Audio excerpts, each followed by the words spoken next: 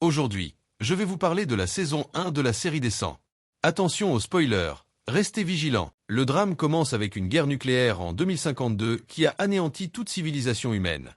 Les niveaux de radiation nucléaire de la Terre sont devenus impropres à l'habitation humaine.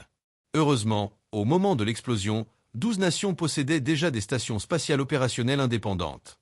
Ces stations spatiales ont ensuite fusionné pour former l'Arche, une grande station spatiale qui existe encore aujourd'hui, soit 97 ans après l'apocalypse nucléaire. Les personnes cherchant refuge sur l'Arche ont été informées qu'elles devraient attendre encore 100 ans avant que la Terre ne soit à nouveau habitable. Cela signifiait qu'elles devraient vivre dans l'espace pendant 4 générations supplémentaires avant de retourner sur leur terre natale. Ce jour-là, une délinquante juvénile nommée Clark a été libérée de prison par un gardien. Elle pensait qu'elle allait être exécutée afin de réduire la population et d'alléger le fardeau de l'Arche. Désespérée de s'échapper, elle a essayé tout ce qu'elle pouvait. Sa mère, le docteur Abigail, médecin-chef, lui a dit qu'elle et les 99 autres délinquants juvéniles seraient envoyés sur Terre. Elle ajouta que c'était sa chance de survivre et que son instinct lui ferait vouloir prendre soin des autres, tout comme son père. Elle avertit sa fille d'être prudente car elle ne pouvait pas supporter de la perdre à nouveau. Le garde tira alors sur Clark avec une fléchette tranquillisante. Lorsque Clark se réveilla, elle se retrouva assise sur un vaisseau spatial antique en direction de la Terre, avec son ami proche Wells assis à côté d'elle. L'écran montrait un enregistrement vidéo du juge Jaha, qui annonçait que les 100 jeunes délinquants étaient envoyés comme cobayes au mont Weather. Si la Terre était jugée survivable, d'autres personnes de l'Arche suivraient. Pendant ce temps, un beau jeune homme nommé Finn profita de l'apesanteur pour flotter au-dessus de Clark et flirter avec elle. Inspirés par lui, 2 autres garçons débouclèrent également leur ceinture de sécurité. Clark leur ordonna de retourner à leur siège, mais avant qu'elle ne puisse finir de parler, le vaisseau spatial commença à chuter rapidement. Wells, dont le père était le juge Jaha, s'excusa rapidement auprès de Clark, lui disant qu'il était désolé pour l'arrestation et l'exécution de son père. Heureusement, le vaisseau spatial atterrit en toute sécurité, mais les 2 prisonniers qui avaient débouclé leur ceinture de sécurité s'écrasèrent contre les rambardes et perdirent la vie. Un grand gaillard nommé Bellamy ouvrit la trappe du vaisseau spatial, et la lumière aveuglante du soleil et l'air frais les frappèrent de manière inattendue. Ces jeunes, qui étaient nés et avaient grandi sur la station spatiale, respiraient pour la première fois l'air frais de la Terre. Cependant, Clark, une carte à la main et les sourcils froncés, ne tarda pas à s'inquiéter. Curieux, Finn se rapprocha d'elle. Clark annonça qu'il avait été largué sur la mauvaise montagne. La montagne là-bas était leur véritable destination, le mont Weather. Sur l'Arche, le docteur Abigail surveilla les données affichées sur les bracelets des prisonniers et sut qu'il avait atterri. Elle découvrit également que 2 des délinquants n'avaient montré aucun signe de vie. Pendant ce temps, au sol, Clark mesurait la distance jusqu'au mont Weather sur la carte. Wells l'informa que le système de communication était déjà endommagé. À ce moment-là, Bellamy et sa sœur Octavia, ainsi qu'un groupe d'autres personnes, s'approchèrent. Il était clair que Bellamy était devenu le chef de facto du groupe. Clark dit à tout le monde qu'il devait se rendre au mont Weather le plus vite possible, car c'est là que se trouvaient les réserves de nourriture. Elle prévint que plus ils attendraient, plus il serait difficile de continuer. Bellamy, cependant, était indifférent, suggérant que Clark et Wells, les privilégiés, devraient aller en éclaireur devant. Clark insista pour que Wells, qui avait une jambe blessée, reste derrière. Elle décida d'explorer le chemin avec Finn, Octavia et 2 autres garçons. Clark remarqua que le bracelet au bras de Finn était plein d'égratignures et l'avertit rapidement de ne pas l'enlever. Elle expliqua que le bracelet envoyait ses signes vitaux à l'Arche. S'il l'enlevait, il penserait qu'il était mort et ne les suivrait pas. En entendant cela, Bellamy commença à élaborer un plan. Le groupe de reconnaissance partit, discutant et riant de bonne humeur tout au long du chemin, à l'exception de Clark, qui était profondément préoccupée. Elle n'avait vu aucun animal sauvage et craignait que les radiations aient rendu la survie des animaux impossible et qu'ils puissent bientôt subir le même sort. Soudain, elle s'accroupit et fit signe à tout le monde de se taire. Un cerf plein de vie apparut devant eux, ce qui les rendit fous de joie. Mais ensuite, le cerf tourna la tête, révélant une mutation choquante. Il lui avait poussé 2 têtes. Le groupe fut stupéfait par ce spectacle. De retour sur l'Arche, la nouvelle se répandit que le juge Jaha avait été abattu. Abigail et son équipe médicale se battirent pour sauver le juge. Le commandant identifia rapidement le tireur. C'était Bellamy, l'un des 100 envoyés sur Terre. Il murmura au juge par intérim, Kane, qu'il pouvait désormais ordonner une réduction de la population. Kane, cependant, insista sur le fait que le moment n'était pas venu et que s'il devait prendre la vie de centaines de civils innocents, il devait suivre les règles strictes. Au même moment, le délinquant Murphy trouva Wells et le provoqua. Il s'avéra que de nombreux délinquants juvéniles n'aimaient pas Wells parce que leurs parents avaient été jugés par son père, le juge Jaha. Pendant ce temps, Bellamy persuadait tout le monde de retirer leurs bracelets. Le groupe de reconnaissance spécula sur les raisons pour lesquelles l'Arche avait choisi ce moment pour les renvoyer sur Terre. Clark révéla la vérité. Avec le niveau de population actuel, l'Arche ne pouvait se maintenir que pendant environ 3 mois de plus. Leur départ pourrait permettre à l'Arche de durer 1 mois de plus. Clark expliqua que son père était le premier ingénieur à avoir découvert ce problème, mais le conseil, craignant la panique, refusa de le rendre public. En conséquence, son père fut exilé. Alors qu'il approchait d'une petite rivière, malgré les conseils de Clark à Octavia de ne pas entrer précipitamment dans l'eau, la fille têtue ne pouvait pas attendre et sauta pour se rafraîchir. En voyant Octavia dans l'eau, tout le monde commença à se déshabiller, impatient de faire de même. Seul le garçon Jasper remarqua les ondulations dans la rivière. Soudain, un gros poisson chargea vers Octavia. Clark a fait une diversion en poussant un énorme rocher dans l'eau, ce qui a effrayé le poisson, et il s'est rapidement éloigné. Jasper a sauté dans la rivière et a traîné Octavia blessée jusqu'au rivage. Clark a bandé ses blessures, et à ce moment-là, il commençait à faire sombre. Wells a remarqué que sous l'instigation de Bellamy, de nombreux enfants avaient commencé à retirer leurs bracelets. Il a voulu les arrêter, mais a été accueilli par le rejet unanime de tout le monde. Pendant ce temps, sur l'Arche, le docteur Abigail a remarqué que les enfants commençaient à perdre signe de vie un par un. Elle a réalisé que quelque chose n'allait pas, mais n'arrivait pas à comprendre ce qui se passait. À ce moment, Abigail, ayant consommé une surdose de plasma en soignant le juge Jaha, fut arrêtée par le juge par intérim Kane et enfermée dans la même prison où sa fille avait été autrefois.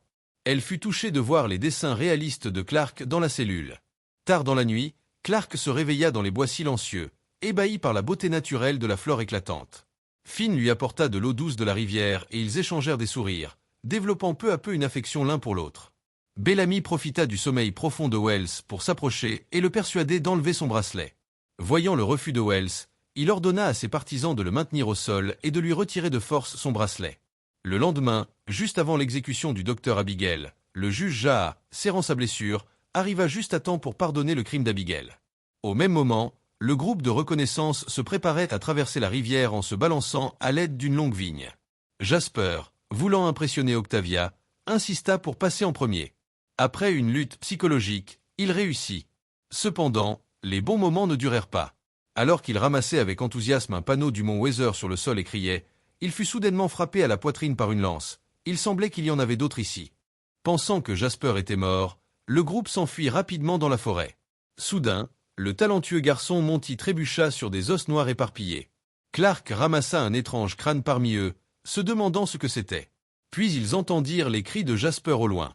Voyant qu'il était toujours en vie, tout le monde retourna rapidement sur place, pour découvrir que le corps blessé de Jasper avait disparu. De toute évidence, il avait été emmené par les habitants de la Terre, connus sous le nom de Grunder, qui sont les descendants nés sur Terre d'humains tolérants aux radiations. Bien que les données aient montré que 23 descendants avaient déjà péri, Abigail sur l'Arche a toujours cru qu'il devait y avoir une autre explication au phénomène. Elle était convaincue que ce n'étaient pas les radiations qui mettaient en danger la vie des enfants. Lorsque le juge Théon vit que les signes vitaux de son fils Wells sur l'écran étaient devenus noirs, il fut submergé de chagrin et de regret d'avoir accepté de renvoyer les délinquants sur Terre. Alors qu'il était consumé par l'autoreproche, Kane affirma que la station spatiale était au bord de la destruction et que la Terre était inhabitable, affirmant qu'il était temps d'ordonner une réduction de la population. En entendant cela, Abigail dit instamment au juge Théon de la croire, suggérant que les délinquants, y compris Wells, pourraient encore être en vie. Lorsque Clark et son groupe retournèrent à leur camp, Finn dit à tout le monde qu'il avait été attaqué par les survivants de la Terre et que Jasper avait été capturé. Soudain, Clark remarqua que le bracelet de Wells avait disparu.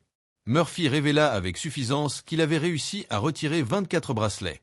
Clark devint vraiment alarmé. Le système de survie de l'Arche était en panne, c'est pourquoi ils avaient été envoyés sur Terre. Elle expliqua qu'il avait besoin de savoir si la Terre était à nouveau habitable et que l'Arche avait besoin de leur aide pour lutter contre les Grunder. Elle a dit que retirer les bracelets les tuerait tous. Cependant, Bellamy a continué à inciter les autres, affirmant que Clark était privilégié et avait quelque chose à gagner en venant sur Terre. Il s'est exclamé que les bracelets les avaient rendus prisonniers et qu'en les retirant, ils n'étaient plus prisonniers mais des survivants et des héros. Le discours passionné de Bellamy a été un succès, et les autres ont répondu en accord. Le lendemain, Clark était prête à se lancer dans une mission pour sauver Jasper. Considérant le bien commun, elle a essayé de persuader Monty de rester en lui rappelant ses connaissances et son expérience inestimable acquise en grandissant dans une ferme et en étant recruté par le département d'ingénierie. Pendant ce temps, Octavia voulait également se joindre à l'équipe, mais son frère Bellamy l'en a empêché. Cependant, Clark a réussi à défier Bellamy et Murphy de rejoindre l'équipe de sauvetage. Avant de partir, Bellamy a demandé à son acolyte de s'occuper de sa sœur. En chemin, Bellamy se préoccupait de trouver comment retirer le bracelet de Clark. Comme elle et Wells étaient les enfants du médecin et du juge, il pensait que si leurs deux bracelets étaient retirés, les gens de l'Arche pourraient ne pas les suivre, assurant sa sécurité. Néanmoins, Clark était catégorique sur le fait que la seule façon pour l'Arche de croire qu'elle était morte était si elle mourait réellement. Finn, qui était initialement réticent à y aller par peur pour sa vie, s'est finalement porté volontaire pour faire équipe avec Clark. Wells, qui avait toujours nourri des sentiments pour Clark, les regarda partir avec le cœur lourd. Au cours de leur voyage, Finn a discuté de l'attaque du mont Weather, spéculant sur les raisons pour lesquelles les Grunders ont attendu que Jasper traverse la rivière avant de frapper. Il a suggéré que peut-être la rivière était une frontière, indiquant que le mont Weather pourrait être inaccessible. Lorsqu'ils ont rencontré un ruisseau, ils ont été ravis de trouver une source d'eau. Finn tira Clark dans l'eau de manière enjouée, sondant ses motivations en disant qu'elle était désespérée de trouver Jasper parce qu'elle se sentait coupable de ne pas avoir pu sauver son père. Clark fut gêné par sa perspicacité et se tut. Soudain, elle aperçut des taches de sang sur les rochers près de la rivière. Ils s'approchèrent rapidement et trouvèrent les lunettes de Jasper sur le sol. Les taches de sang fraîche indiquaient qu'il était sur le point de le trouver. De retour au camp principal, Octavia fut attirée dans une forêt onirique par un papillon bleu aux ailes brillantes. L'acolyte trouva Octavia et fut tout aussi stupéfait par la beauté de la scène, et au milieu du décor pittoresque, ils ne purent s'empêcher de s'embrasser. En suivant la trace de sang, le groupe trouva Jasper attaché à un grand arbre, torse nu. Soucieuse de le sauver, Clark faillit tomber dans une fosse pleine de lances, mais les réflexes rapides de Bellamy la sauvèrent de la chute. Puis, une panthère bondit soudainement de la jungle, que Wells abattit rapidement, fournissant de la nourriture pour la soirée. Au même moment, une réunion du conseil se tenait sur l'Arche. Kane et deux autres membres du conseil insistèrent pour réduire la population afin de prolonger leur temps de survie. Le juge Théon fut déchiré et choisit de s'abstenir lors d'une impasse de vote. C'était intentionnel, pour gagner 10 jours de temps au docteur Abigail. Kane quitta la réunion mécontent. Plus tard, sous le couvert d'un couple, Abigail rechercha Raven, une mécanicienne talentueuse. Abigail révéla à Raven que le système de survie de l'Arche était défaillant, c'est pourquoi ils avaient envoyé les 100 délinquants sur Terre. Elle expliqua qu'elle devait prouver dans les 10 jours que la Terre était propice à la vie. Sinon, ils commenceraient à réduire la population de l'Arche, entraînant la mort de 320 personnes innocentes. Abigail demanda à Raven de l'aider à réparer une capsule de sauvetage antique dans les 9 jours, afin qu'elle puisse également aller sur Terre. Raven, désireuse de retrouver son bien-aimé Finn, accepta de l'aider, mais à une condition. Elle accompagnerait Abigail sur Terre après les réparations. L'équipe de secours est revenue au camp principal au crépuscule, portant Jasper et une panthère trophée.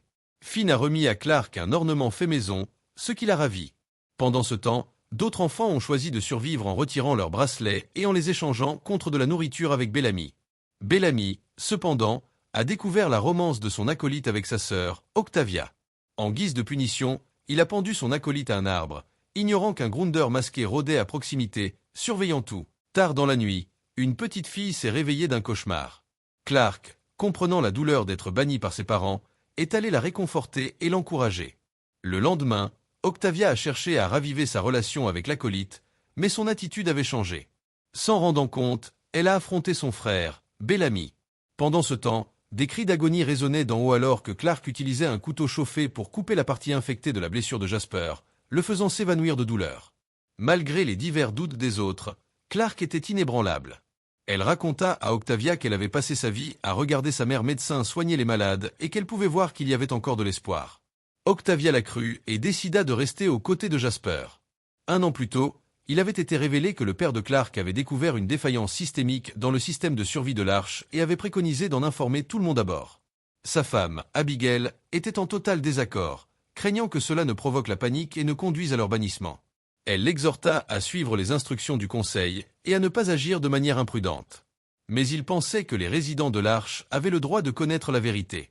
Clark avait entendu cette conversation et inquiète pour son père, s'était confié à son ami Wells, qui avait promis de garder le secret.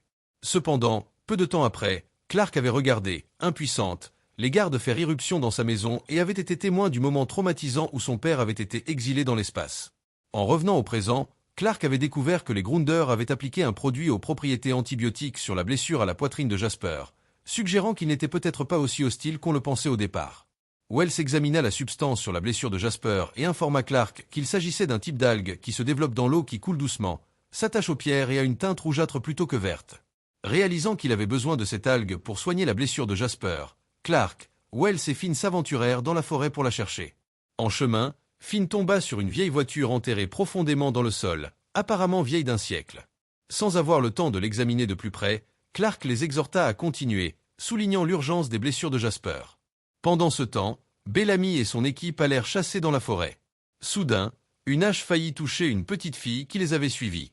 Elle expliqua qu'elle ne pouvait pas supporter les cris de douleur déchirants de Jasper, alors elle les suivit dans les bois. Bellamy lui tendit un couteau et l'invita à se joindre à la partie de chasse. Lorsque Clark, Wells et Finn atteignirent la rivière, Wells leur montra les algues et Clark pataugea avec empressement dans l'eau pour en ramasser un gros morceau. Juste à ce moment-là, un klaxon retentit et un essaim d'oiseaux gravola vers eux. Alors qu'ils s'interrogeaient sur le bruit, un énorme nuage en forme de champignon apparut à l'horizon, tournant rapidement vers eux. Les trois coururent pour sauver leur vie et réussirent à plonger dans la vieille voiture qu'ils avaient trouvée plus tôt, juste au moment où le brouillard jaune était sur le point de les engloutir. Au même moment, Bellamy et son groupe rencontrèrent également le brouillard jaune. Bellamy tira rapidement la petite fille dans une grotte pour se cacher. Malheureusement, l'acolyte de Bellamy trébucha et tomba derrière, ses cris noyés par le gaz toxique terrifiant. Dans la grotte, la petite fille s'endormit et fit un autre cauchemar. Pour la réconforter, Bellamy lui dit que chaque fois qu'elle avait peur, elle devait saisir le couteau qu'il lui avait donné, dire part à ses peurs et qu'en tuant les démons dans son esprit, elle pourrait dormir paisiblement. De retour dans la voiture abandonnée, Clark, toujours ivre, déversa son ressentiment sur Wells, l'accusant de l'avoir trahi et d'avoir provoqué l'exécution de son père. Rempli de culpabilité, Wells admit avoir fait une erreur, mais cela ne fit que l'énerver davantage. Elle exigea une explication, à laquelle Wells répondit qu'il ne pouvait pas lui en donner. Sentant la tension, Finn intervint pour calmer les deux parties, mais Clark resta catégorique, incapable de lui pardonner. Wells, sentant qu'il ne pouvait pas la faire changer d'avis, se mit à boire en silence. Pendant ce temps, de retour au camp, Jasper gémissait de douleur à cause de son coma, irritant Murphy, qui était sur le point de le faire taire pour de bon. Cependant, Monty, qui réagit rapidement, et Octavia réussirent à sécuriser la porte avec une barre de fer juste à temps, sauvant Jasper du danger. Le lendemain matin, alors que le brouillard empoisonné commençait à se dissiper, le trio sortit de la voiture. Finn, sentant un possible malentendu entre Clark et Wells, suggéra à Clark qu'il y avait peut-être plus dans l'histoire de Wells qu'elle ne le pensait. Clark se montra trop sévère envers Wells, qui hésitait toujours quand on évoquait son père. Wells lui demanda si elle était certaine que c'était lui qui avait dénoncé son père et s'il était le seul à savoir. Clark fut momentanément abasourdi par cette révélation lorsqu'un cri retentit au loin. C'était la petite fille qui avait trouvé le corps de l'acolyte, ravagé par le brouillard toxique et au bord de la mort. Dans une douleur extrême, l'acolyte supplia Bellamy de mettre fin à ses jours. D'abord hésitante, la petite fille tendit le couteau à Bellamy, mais il ne put se résoudre à le faire. Clark évalua les blessures de l'acolyte et détermina qu'il n'y avait aucun espoir. Elle fredonna une douce mélodie, prit le couteau des mains de Bellamy et mit rapidement fin à la vie de l'homme. La petite fille assista à la scène de près. Au crépuscule, le groupe retourna au camp de base en portant le corps de l'acolyte. Octavia eut le cœur brisé à la vue de son cadavre, et refusant d'écouter les explications de son frère, se retira dans sa chambre. Lorsque Bellamy apprit que Murphy avait déjà essayé de tuer Jasper, il fut furieux et faillit en venir aux mains avec lui. Dès que Clark monta à l'étage, elle prépara un remède à base d'algues et d'eau bouillante, qu'elle administra à Jasper. Elle réconforta Octavia, l'exhortant à ne pas être trop attristée par la mort de l'acolyte. Clark rechercha alors Wells, plaidant pour la vérité. Elle réalisa que c'était sa propre mère, le docteur Abigail, qui avait informé le conseil de son père, et non Wells. Clark lui demanda pourquoi il ne lui avait pas dit la vérité plus tôt. Wells répondit calmement qu'il ne voulait pas lui faire de mal et pensait que c'était ce que les amis étaient censés faire. Submergé par la culpabilité, Clark fut soulagé lorsque Wells lui dit qu'il lui avait déjà pardonné. Le malentendu fut enfin dissipé, et les deux amis s'embrassèrent, résolvant leur querelle sans autre conflit. Les antibiotiques faits maison firent effet et Jasper se réveilla enfin, plaisanta avec ses amis avant de se rendormir. Alors que l'aube commençait à poignarder, la petite fille s'approcha de Wells, lui disant qu'elle avait trouvé un moyen de mettre fin au cauchemar. Soudain, elle sortit un poignard et l'enfonça dans le cou de Wells, puis coupa 2 de ses doigts, en criant que son père avait tué les siens.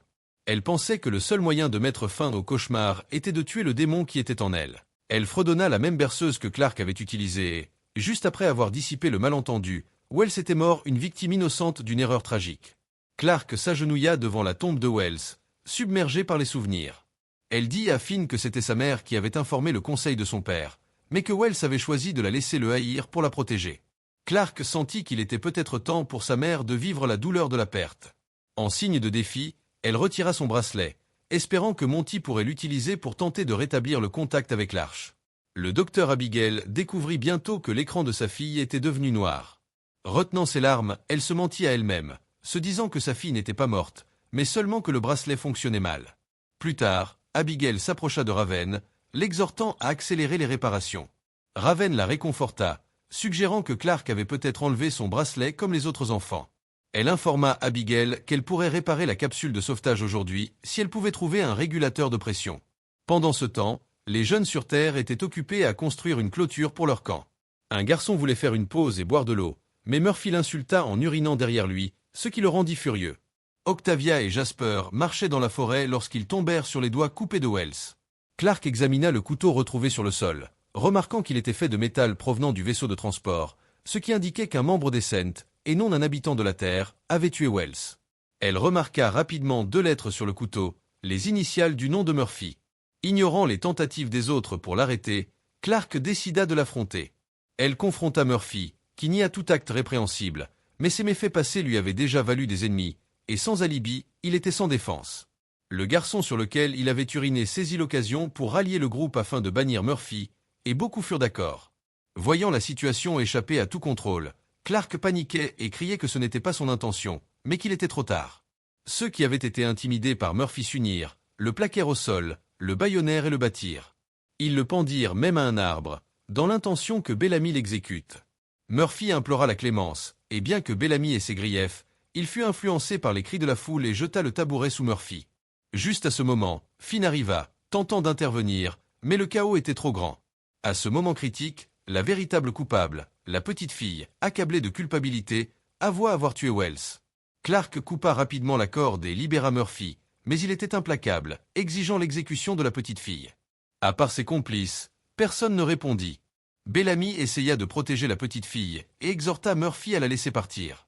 Murphy fit semblant d'être d'accord mais lança ensuite une attaque surprise, assommant Bellamy et faisant irruption dans la tente avec son complice. Heureusement, Clark et Finn agissaient rapidement, emmenant la petite fille et courant dans la forêt. La petite fille essaya de tenir la main de Clark mais fut rejetée. Bien que Clark ait eu l'intention de protéger la fille, elle ne pardonnait toujours pas ses crimes.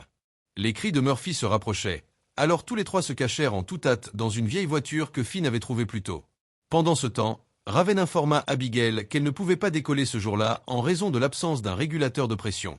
Abigail prit un risque, échangeant de la morphine avec un revendeur du marché noir pour obtenir le régulateur. Clark et ses compagnons descendirent dans la voiture, qui avait beaucoup d'espace, manifestement préparée par Finn depuis un certain temps, même équipée de crayons et de peinture pour que Clark puisse dessiner. Après que la petite fille se soit endormie, Clark commença à se blâmer, pensant que si elle n'avait pas affronté Murphy, rien de tout cela ne serait arrivé.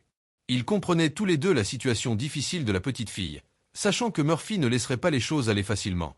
Mais la petite fille entendit leur conversation. Lorsque Clark se réveilla, la petite fille était déjà partie. Elle réveilla rapidement Finn pour la chercher. Heureusement, Bellamy la trouva en premier, mais la petite fille, ne voulant plus être un fardeau, ignora ses supplications et attira délibérément l'attention sur elle, prête à affronter son sort. Pendant ce temps, Abigail tendit le régulateur de pression qu'elle avait obtenu à Raven, l'exhortant à l'installer rapidement. Bientôt, son assistante l'informa que Cain était arrivé au centre médical, avait compté la réserve de morphine et était maintenant en route pour l'appréhender. Abigail réalisa alors que le trafiquant du marché noir l'avait trahi. Raven mentionna qu'il ne leur restait que 20 minutes avant que la capsule de sauvetage ne puisse être lancée, mais Abigail n'avait plus de temps. Elle tapota l'épaule de Raven, la suppliant de se rendre seule sur Terre. Une fois qu'elle aurait trouvé le groupe d'enfants, elle devait faire un signal, sinon 300 personnes innocentes sur l'Arche mourraient. Raven la regarda avec inquiétude, mais Abigail lui fit transmettre son amour à sa fille sur Terre. Bellamy a emmené la petite fille au bord d'une falaise. Clark a exhorté tout le monde à se calmer et à discuter. Mais Murphy l'a soudainement attrapé, l'utilisant comme otage pour l'échanger contre la petite fille. Clark a crié, suppliant la fille de ne pas s'approcher, mais la petite était déterminée. Elle ne voulait plus être un fardeau, et à la surprise générale, elle a sauté de la falaise derrière elle. Bellamy était dévasté, déchaînant sa colère sur Murphy. Clark est intervenu, l'exhortant à arrêter, disant qu'ils ne pouvaient pas décider qui vit ou meurt et qu'ils devaient établir des règles ensemble. Elle a proposé d'exiler Murphy. En conséquence, Bellamy a exilé Murphy du camp, lui interdisant de revenir. Finn rendit son couteau à Murphy, lui conseillant de l'utiliser pour se défendre. De retour sur l'Arche, Abigail était à la porte de l'atelier d'usinage, retardant Cain, qui était venu demander justice. Après avoir installé le régulateur de pression, Raven découvrit que la pièce était défectueuse. Elle décida d'enfiler une combinaison spatiale et de prendre un risque. Alors que Cain s'apprêtait à arrêter Abigail, la capsule de sauvetage de Raven s'était déjà détachée de l'Arche. Clark et son groupe retournèrent au camp principal, annonçant l'exil de Murphy, qui ne reçut aucune objection. Au même moment, la tentative de communication de Monty avec l'Arche avait échoué, et pire, elle avait détruit les bracelets de tout le monde. Finn, désespéré, monta dans une vieille voiture, évacuant sa frustration. Clark le réconforta. Dans un élan d'émotion, ils s'embrassèrent et devinrent intimes. Une fois la passion retombée, Clark dit à Finn qu'elle était tombée amoureuse de lui. La nuit tombée, deux personnes se trouvaient dans la forêt dense sous la pénombre du crépuscule, plongées dans un moment d'intimité. Soudain, elles aperçurent ce qui semblait être un météore, mais il s'agissait en fait d'une capsule de sauvetage qui traversait le ciel nocturne. Tout le monde au camp l'avait clairement vu aussi, et était visiblement excité. Cependant, Bellamy ordonna au groupe d'attendre, malgré leur tardive, et partit enquêter le lendemain matin. Octavia n'était pas d'accord, arguant que les gens à moins de 160 km auraient vu l'objet tomber, et que si les terriens le trouvaient en premier, cela pourrait signifier des ennuis. Elle insista pour qu'il parte immédiatement, mais son frère Bellamy le leur interdit. De retour sur l'Arche, le juge Théon rendit visite à Abigail dans sa cellule, lui expliquant qu'en raison d'un dysfonctionnement de l'Arche, les indices environnementaux comme l'oxygène avaient rapidement diminué, provoquant des étourdissements et d'autres problèmes parmi les gens. Les médecins étaient débordés. En conséquence, le conseil lui avait accordé une permission spéciale pour travailler à l'extérieur de la prison en attendant son procès. Abigail apprit également qu'il y a 3 heures, le conseil avait adopté à l'unanimité un décret visant à réduire la population de 320 personnes, qui seraient exécutées dans 12 heures. Abigail les supplia d'attendre la réponse de Raven avant de prendre une décision aussi drastique, mais le juge ne fut pas d'accord. Sur Terre, Clark et Finn se dépêchèrent de retourner au camp, mais découvrirent que, malgré les ordres de Bellamy demandant à tout le monde de rester sur place, il avait lui-même disparu. Ils sentirent que quelque chose n'allait pas et se dirigèrent vers la capsule de sauvetage tombée. Clark supposa que Bellamy devait se diriger vers la radio, car il avait toujours été déterminé à empêcher les gens de l'Arche d'apprendre qu'il était toujours en vie depuis l'atterrissage. Comme prévu, Bellamy était en effet parti seul dans la forêt à la recherche de la capsule de sauvetage.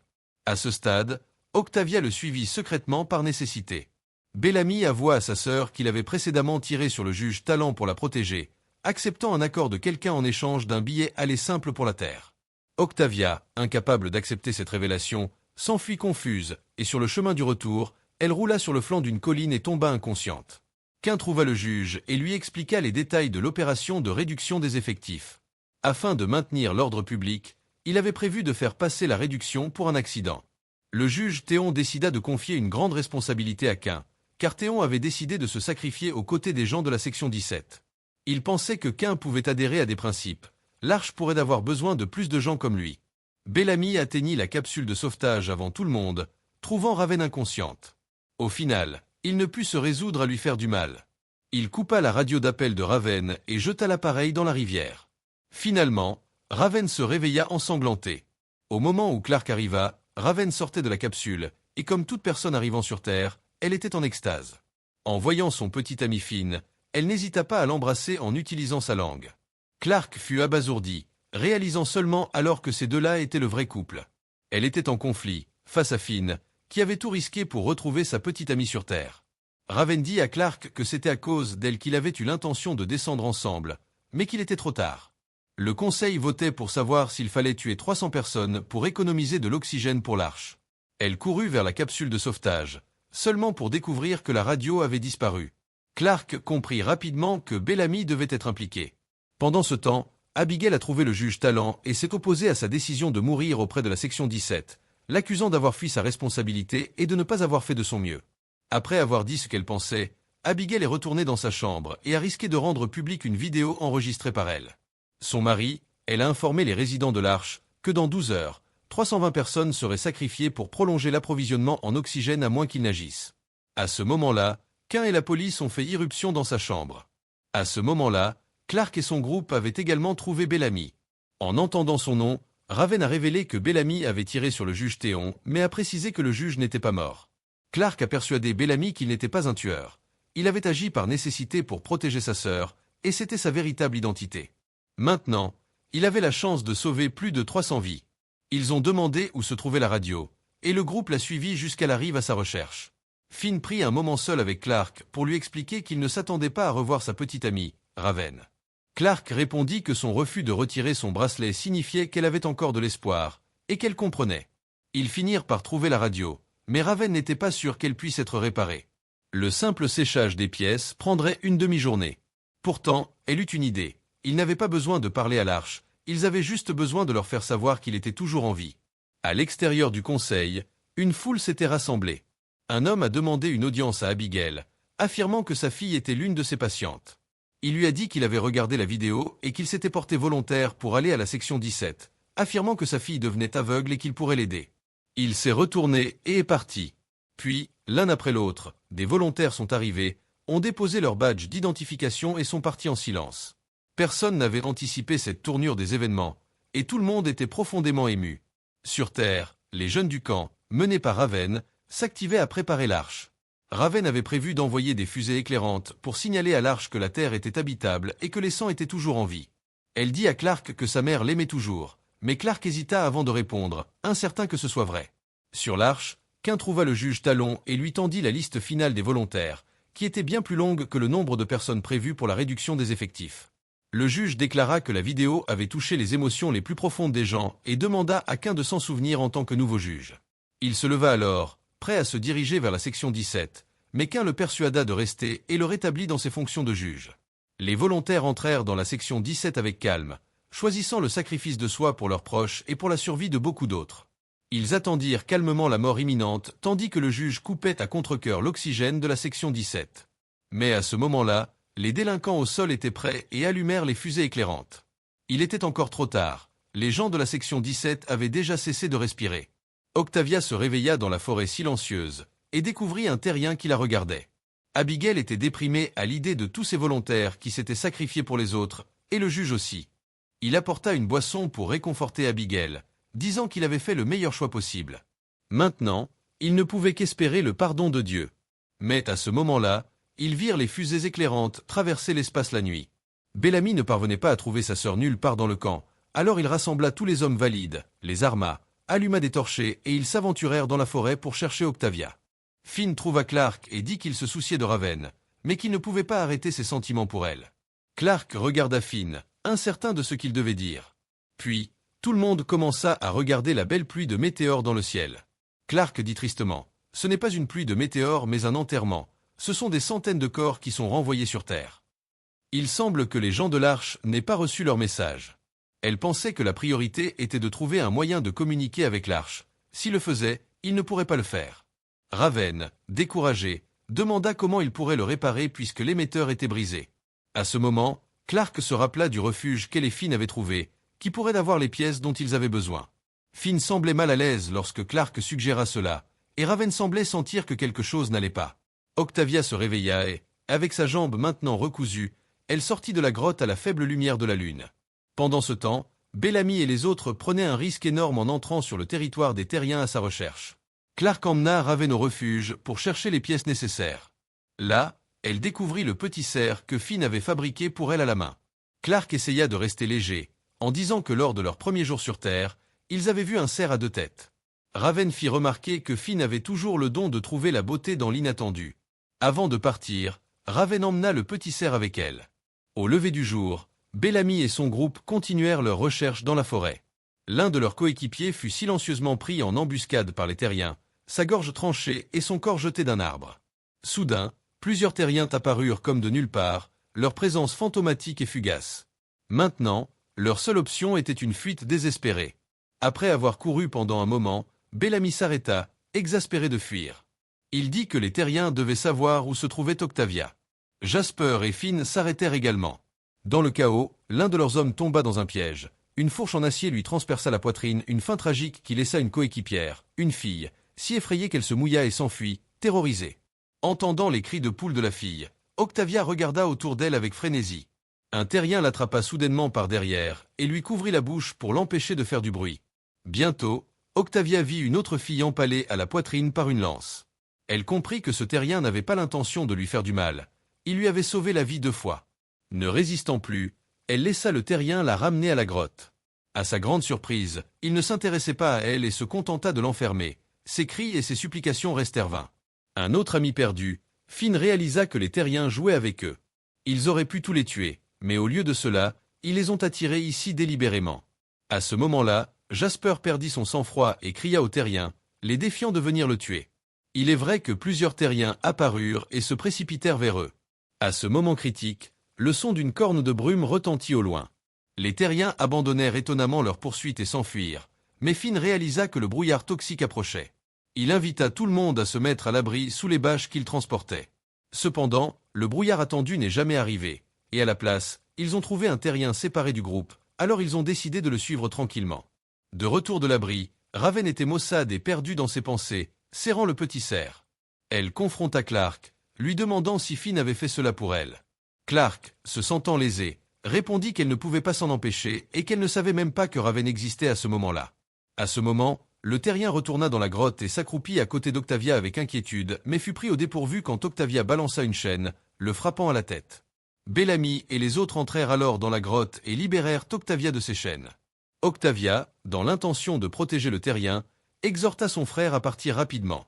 Cependant, Bellamy, enragé, avait l'intention de le tuer. Octavia supplia son frère, insistant sur le fait que le terrien ne lui avait pas fait de mal. Juste à ce moment, Finn remarqua un objet sur le terrien et se pencha pour regarder de plus près, mais fut pris par surprise lorsque le terrien l'attaqua avec un poignard, le poignardant dans la poitrine. Bellamy n'était pas de taille face au terrien, et alors que leur défaite semblait certaine, Jasper assomma le terrien par derrière, sauvant Bellamy du désastre. Ils se précipitèrent vers le camp où Clark examina la blessure de Finn et dit que seule sa mère pouvait le sauver. Elle encouragea Raven à réparer rapidement la radio pour contacter le docteur Abigail. Bellamy, cependant, ne comprenait pas pourquoi sa sœur était si protectrice envers le terrien. Octavia lui dit que le terrien lui avait sauvé la vie, mais Bellamy se moqua d'elle et la corrigea, affirmant que c'était lui qui l'avait sauvée et que le terrien avait seulement voulu l'utiliser comme appât. Il reprocha ensuite à Octavia d'être intervenue, ce qui, selon lui, avait conduit à la blessure de Finn. Cela déclencha une violente dispute entre eux. Dans le passé, Bellamy avait été chargé par sa mère de protéger Octavia. Depuis son enfance, afin de contrôler la population, l'Arche n'autorisait qu'un seul enfant par famille. Cependant, leur mère a secrètement donné naissance à Octavia, qui a ensuite grandi cachée sous le plancher. Octavia était désespérée de partir et de voir le monde au-delà de sa porte. Sa chance s'est finalement présentée lorsqu'un bal masqué a eu lieu sur l'Arche. Bellamy, alors stagiaire en sécurité, a profité de sa position pour emmener Octavia assister au bal. Elle a vu l'immensité de l'univers pour la première fois, sa joie étant indescriptible. Cependant, au milieu du bal, alors que les gens étaient invités à retirer leurs masques, elle fut découverte. Le commandant l'enferma et sa mère perdit la vie pour avoir violé la politique de l'enfant unique. 1 an plus tard, le commandant s'approcha à nouveau de Bellamy, lui offrant une arme et une place sur le vaisseau de transport vers la Terre pour lui et sa sœur, mais seulement s'il tuait le juge Théon, qui finit par être grièvement blessé. De retour au présent, une tempête est imminente et la vie de Finn ne tient plus qu'à un fil, provoquant un tourbillon d'émotions chez Clark, tandis que Raven tente d'entrer en contact avec l'Arche par radio dans l'espoir d'obtenir une assistance médicale du docteur Abigail. Au milieu de son procès devant le Conseil, l'expertise médicale d'Abigail la sauve de l'exécution, mais au prix de son siège au Conseil. Soudain, une cacophonie de signaux annonce la réception de la transmission de Raven par l'Arche, à la grande joie des deux parties. Abigail, émue aux larmes par la voix de sa fille, est incitée par le juge à s'enquérir du bien-être des centaines. Clark révèle l'habitabilité de la Terre, mais pleure la disparition de Wells. Le juge Théon lutte pour réprimer son chagrin en apprenant la mort de son fils. Pendant ce temps, Abigail guide sa fille dans le traitement de Finn depuis l'infirmerie de l'Arche. Finn a de la chance. Sa plèvre est intacte et le soulagement de Raven est palpable. Dans le camp, les hommes de Bellamy font venir un terrien d'une grotte, déterminés à extraire des informations pour venger leurs camarades tombés au combat. Octavia plaide en faveur du terrien, lui attribuant le mérite de lui avoir sauvé la vie et niant tout meurtre, mais Bellamy reste sceptique, déterminée à en découvrir plus. L'ancienne juge Diana s'approche de Théon, lui suggérant une mauvaise gestion dans son département et lui proposant son aide. À ce moment-là, un assistant a simulé un schéma pour l'extraction du poignard de Finn, avertissant que tout faux pas pourrait sectionner une artère. Abigail donne confiance à sa fille, qui se prépare à retirer le poignard, mais Finn se réveille. Elle le rassure, demande à Raven de le maintenir au sol et continue. Un tremblement de terre perturbe la procédure, déracinant des arbres et brisant les murs du vaisseau, faisant tomber tout le monde au sol. Après cela, Clark découvre que le poignard a été retiré avec succès et soigne la blessure de Finn, mais ce dernier développe de la fièvre. Abigail demande à sa fille de rester vigilante et de signaler toute complication. Elle souhaite une conversation privée, que sa fille repousse, nourrissant toujours du ressentiment envers sa mère. Au deuxième étage du vaisseau, Bellamy interroge le terrien, mais il n'y a aucun bruit. Le garçon, Miller, découvre une boîte en métal contenant des fioles de liquide et un carnet. La réaction du terrien lorsque Bellamy tend la main vers le carnet suggère un désir de garder son contenu caché. À l'intérieur, des croquis du terrien montrent une fille identifiable comme étant la sœur de Bellamy, Octavia, et le camp des Centaines avec des annotations pour 102 et 10 frappés, signifiant leur perte. Choqué, Bellamy réalise qu'ils sont sous surveillance depuis leur arrivée. Cain, confronté à la survie des Centaines, fait face à une profonde culpabilité. Un homme, prétendant avoir perdu sa femme, l'assaille, exigeant des réponses. L'intervention opportune du juge, avec des renforts, promet la révélation de la vérité à tout le monde. L'état de Finn se détériore et il a des convulsions, de la mousse à la bouche et une respiration rapide alors que la tempête coupe la communication radio, les laissant isolés. Clark en déduit que les symptômes de Finn sont un empoisonnement dû au poignard. Elle confronte le terrien, exigeant un antidote, mais elle est accueillie par le silence. En tendant la boîte en métal à Clark, Bellamy demande quelle fiole contient l'antidote. En l'absence de réponse, Bellamy se résout à fouetter le terrien avec une ceinture, qui reste stoïquement silencieux. Pendant ce temps, le juge Théon avait convoqué tous les dirigeants de la station spatiale pour assister à une réunion. Il s'était excusé auprès de tous pour avoir caché la vérité et avait ensuite annoncé que la Terre était bel et bien habitable. Cependant, l'homme agité de tout à l'heure ne se laissa pas facilement apaiser. Cain exprima sa profonde tristesse pour la perte de son propre fils, ce qui contribua à calmer la situation. À ce moment-là, Diana s'avança, réconfortant ses employés et aidant à stabiliser la situation. Le juge offrit alors à Diana le siège du conseil qu'Abigail avait laissé vacant. En réalité, il s'agissait d'un stratagème de l'homme qui s'était entendu avec Diana à l'avance pour forcer la main du juge. L'état de Finn empirait de minute en minute, et malgré la punition sévère, le terrien refusa de coopérer. Voyant cela, Octavia ramassa le poignard empoisonné par terre et se coupa le poignet. Son intuition lui dit que le terrien ne resterait pas là à la regarder mourir. Alors elle s'agenouilla, désigna les fioles sur le sol et demanda finalement l'antidote. Après avoir administré l'antidote à Finn, Raven sortit chercher de l'eau. En regardant Finn inconscient, Clark était au bord des larmes quand soudain la voix de sa mère résonna à nouveau dans la radio. Elle félicita sa fille pour sa compétence, mais quand elle mentionna le père de Clark, le ressentiment longtemps enfoui de Clark éclata, disant que c'était sa mère qui avait dénoncé son père, mais Wells lui avait fait croire que c'était son fait pour qu'elle ne déteste pas sa mère. Abigail, de l'autre côté, était en larmes.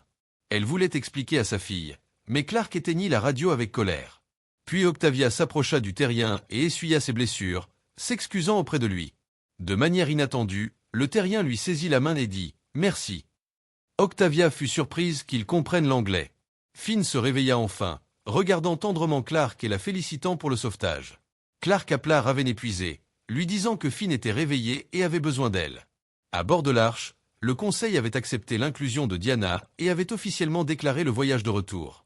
Cependant, il y a actuellement plus de 2000 personnes à bord de l'Arche, alors que le navire de transport ne peut en transporter que 700. Pendant ce temps, les membres du Conseil de l'Arche appellent Clark par vidéo, l'informant qu'il existe une station de sauvetage spatiale non loin du camp, ce qui pourrait aider la Centaine à survivre à l'hiver. Plus tard, le juge conseille à Clark de pardonner à sa mère, mais y parvenir est plus facile à dire qu'à faire. Un jeune tueur à gages est sur le point de parler avec sa mère lorsque soudain le visage du commandant apparaît à l'écran. Il a obtenu une place pour la mère du tueur à gages sur le vaisseau de transport et lui a arrangé un travail comme levier, en ordonnant au tueur à gages d'éliminer Bellamy dès que possible. Du côté de Bellamy, il a emballé des provisions et est parti avec Clark à la recherche de la station de sauvetage. Le tueur à gages, avec un poignard dissimulé sur lui, les suit furtivement. Bellamy étant parti, Octavia en profite pour prendre de l'eau et de la nourriture à l'étage. Elle nettoie soigneusement les blessures du terrien, qui lui dit s'appeler Lincoln et exprime son souhait d'être rappelé par elle après sa mort. Raven veut se réconcilier avec son petit ami, alors elle ravale sa fierté et fait le premier pas. Finn veut parler, mais Raven évite le sujet, et il s'en mêle bientôt les muscles. Le tueur à gages a du mal à trouver une occasion de frapper. En un rien de temps, Clark et Bellamy trouvent la station de secours, où Bellamy est ravi de découvrir une cache d'armes et de munitions. Maintenant, avec des armes améliorées, ils n'ont plus besoin de craindre les lances terrestres. Il apprend à Clark à manier une arme et l'encourage à s'entraîner. Clark sent que quelque chose ne va pas avec Bellamy, se rappelant comment il a emballé beaucoup de fournitures dans son sac à dos, la posture de quelqu'un qui prévoit de s'échapper. Bellamy ne le nie pas, disant que l'arche arrive bientôt et qu'il n'a pas le choix. Il est anxieux, croyant que le juge Théon ne le laissera pas s'en tirer facilement. Il dit à Clark de continuer à s'entraîner au tir à l'intérieur pendant qu'il sort pour se vider la tête. À ce moment-là, Jasper s'approche nerveusement d'Octavia, affirmant avoir vu des terriens dans le camp, mais quand Octavia vérifie, il n'y en a aucun. Il s'avère que Jasper a mangé des noix avariées, ce qui lui a fait avoir des hallucinations. Saisissant l'occasion, Octavia fait semblant d'être amicale et tend un paquet de noix à Miller, qui surveillait le terrien Lincoln. Dans la forêt, Bellamy a également des hallucinations. Il vit le juge serrer son ventre en sang, cherchant à se venger. Fallon réprimanda Bellamy pour sa cruauté et pour toujours utiliser sa sœur comme excuse. Il accusa Bellamy d'être responsable du sacrifice inutile des 320 âmes de l'arche. En pleurs, Bellamy protesta qu'il ne savait pas que cela arriverait. Tandis qu'il parlait, les 320 âmes perdues commencèrent à l'encercler, et Bellamy courut pour sauver sa vie, effrayé. Clark n'était pas non plus immunisée. Elle ne pouvait plus viser correctement et avait en quelque sorte tordu son propre pistolet. Dans un état second, elle se retrouva de nouveau en prison avec son père qui s'approchait par derrière. Ils s'embrassèrent, mais elle réalisa bientôt que tout cela n'était qu'une hallucination, peut-être parce que son père lui manquait tellement. Même en sachant que ce n'était pas réel, elle baissa sa garde et dit à son père qu'elle faisait de son mieux, mais que c'était trop difficile avec tout le monde dépendant d'elle. Son père la réconforta, lui disant qu'il comprenait les difficultés, que sa mère l'aimait beaucoup et qu'elle devrait essayer de lui pardonner. Tandis qu'il parlait, sa voix changea. C'était le tueur à gages qui l'avait frappé à la tête par derrière. À ce moment-là, le camp était dans le chaos le plus complet. Après avoir consommé les noix avariées, tout le monde avait des hallucinations à divers degrés, y compris Miller. Octavia profita de la confusion pour aller à l'étage et couper les cordes qui liaient Lincoln. Elle l'aida à se changer pour pouvoir courir le plus loin possible. Avant de partir, Lincoln embrassa Octavia pour lui dire au revoir, plein de réticence. Finn était sobre et vit le terrien tenter de s'échapper mais ne l'arrêta pas. Au lieu de cela, il fit signe avec ses yeux à Lincoln de se dépêcher. Bellamy, hanté par les 320 âmes qu'il avait imaginées, sortit une arme et supplia Théon de lui accorder la mort. Soudain, tout disparut et le tueur à gages se tint devant Bellamy, tirant un coup de feu qui s'avéra être à blanc. Bellamy tendit la main vers sa propre arme mais ne trouva rien. Heureusement, Clark arriva juste à temps, pointant son arme sur le tueur à gages, qui l'exhorta à poser son arme et avoua que le commandant l'avait envoyé pour tuer Bellamy. Bellamy révéla alors tout à Clark, y compris l'ordre du commandant de tuer le juge Talon. Alors que le tueur à gages tirait sur Clark, elle esquiva rapidement. À cet instant, Bellamy se jeta sur le tueur à gages, et les deux se battirent. Bellamy saisit la douille vide et poignarda le tueur à gages dans le cou, ce qui l'empêcha de respirer.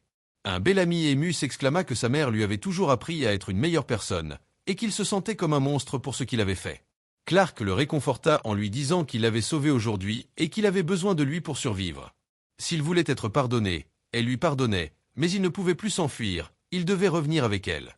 Au crépuscule, Miller remarqua finalement que le terrien avait disparu au milieu de la panique. Bellamy et Clark retournèrent au camp avec leur butin de guerre. Bellamy a annoncé au reste des 100 qu'il commencerait l'entraînement aux armes à feu le lendemain. Si les terriens venaient vraiment, ils devaient être prêts au combat. Ensuite, Bellamy a drapé une couverture sur les épaules de sa sœur, disant qu'il essayait d'obtenir son pardon et qu'il n'allait nulle part. Clark a lancé un appel vidéo avec le juge Talon, arguant que Bellamy était l'un d'eux et qu'il n'aurait pas pu survivre jusqu'à ce jour sans lui. Elle a plaidé pour que les crimes de Bellamy soient graciés. Bellamy a dit au juge que c'était le commandant qui lui avait donné l'arme et qui avait voulu le tuer. Ainsi, Bellamy a obtenu la clémence, et un sourire de soulagement s'est répandu sur son visage pour la première fois depuis longtemps. Le commandant a été rapidement arrêté, mais Diana a rendu visite à ses subordonnés et a mis en scène le suicide du commandant en utilisant du verre brisé avant de partir. Ce jour-là, le groupe sur Terre a célébré le jour de l'unité avec les gens de l'Arche. Cependant, Octavia profita de l'occasion pour s'échapper alors que le juge terminait son discours et que les enfants s'avançaient pour jouer. La tragédie frappa. Une forte explosion se produisit juste à l'endroit où se tenait le juge. La mère de Caïn fut touchée par un morceau de métal volant et succomba à ses blessures. Après le choc initial, Caïn réalisa qu'il s'agissait d'une attaque préméditée visant le juge et les conseillers. Le juge Théon survécut parce qu'il avait raccourci son discours, mais les autres conseillers, à part Diana, étaient morts ou blessés. Enragé, Le juge ordonna à Cain de renforcer la sécurité du vaisseau de largage et de capturer le coupable à tout prix. Un espion fit alors son rapport à Diana, qui décida de charger immédiatement le vaisseau de largage afin de saisir le vaisseau de retour. Sur Terre, Octavia suivit la piste de Lys laissée par Lincoln et trouva sa grotte. Ils ne purent s'empêcher de devenir intimes et de transpirer. 2 minutes plus tard, comme prévu, ils finirent et sortirent de la grotte pour trouver Finn, qu'il avait suivi de manière inattendue. Finn rendit à Lincoln le couteau qu'il avait enfoncé dans sa poitrine. À l'intérieur de la grotte, Finn vit la corne de brume et dit que c'était Lincoln qui l'avait fait retentir pour sauver leur vie. Lincoln l'admit, mais il fut intrigué par la visite de Finn. Finn suggéra que s'il pouvait vivre en paix, il y aurait peut-être encore de l'espoir. Le vaisseau devait arriver sur Terre dans 2 jours, et il ne pouvait pas empêcher les nouveaux venus de faire la guerre aux Terriens. Cependant, s'il voyait que les 2 camps vivaient en paix, peut-être que la paix pourrait perdurer. Finn voulait que les dirigeants des 2 camps négocient pour arrêter l'effusion de sang. Lincoln accepta de rechercher le chef des Terriens. Cain, sur l'Arche, se préparait activement pour le voyage de retour tout en enquêtant sur le coupable de l'attentat. Diana vint le voir et lui dit que le terroriste responsable de la pose de la bombe s'était rendu à elle. Finn se précipita vers le camp et trouva Clark, lui disant qu'il avait organisé une rencontre pour elle avec les Terriens. Clark était d'abord confus, mais Finn continua à expliquer qu'il venait juste d'être avec le Terrien qu'il avait retenu dans le vaisseau de transport. Si les Sky People et les Terriens voulaient arrêter le massacre et vivre en paix, ils devaient être assez courageux pour le tenter. Finn n'était pas d'accord avec la demande de renfort de Clark. Il pensait que s'il voulait parler, il devait faire entièrement confiance à l'autre partie. Clark était d'accord en surface, mais a secrètement parlé du plan à Bellamy et lui a demandé de les suivre avec des armes pour leur protection.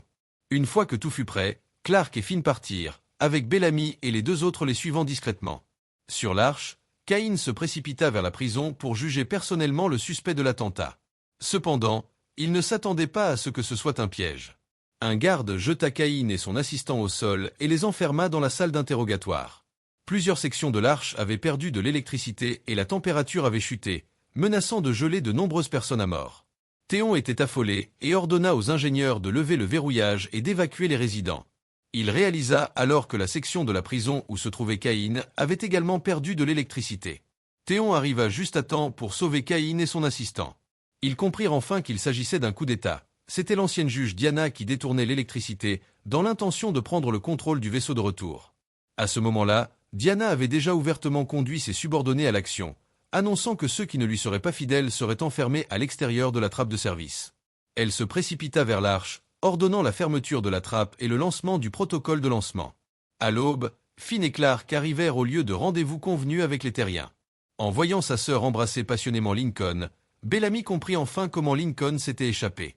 Bientôt, la chef des Terriens, Anna, arriva à cheval, menant 2 subordonnés. Comme prévu, Finn fut surpris qu'il ait accepté de venir sans armes, mais Clark était beaucoup plus calme que lui. Clark offrit courageusement sa main au chef. Cependant, Anna s'est montrée conflictuelle dès le début, accusant les Sangs d'avoir lancé des bombes incendiaires qui ont rasé l'un de leurs villages et les qualifiant d'envahisseurs.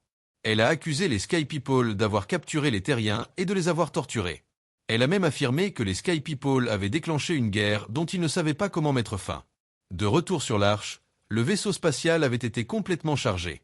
Théon et son groupe essayaient d'ouvrir la trappe pour empêcher le lancement du vaisseau spatial.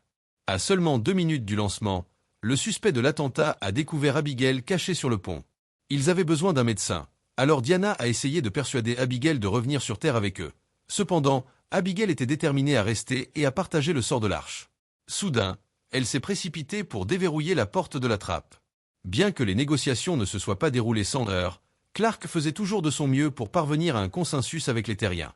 Elle a fait valoir que non seulement des soldats mais aussi des agriculteurs, des médecins et des ingénieurs descendraient, et qu'ils pourraient s'entraider.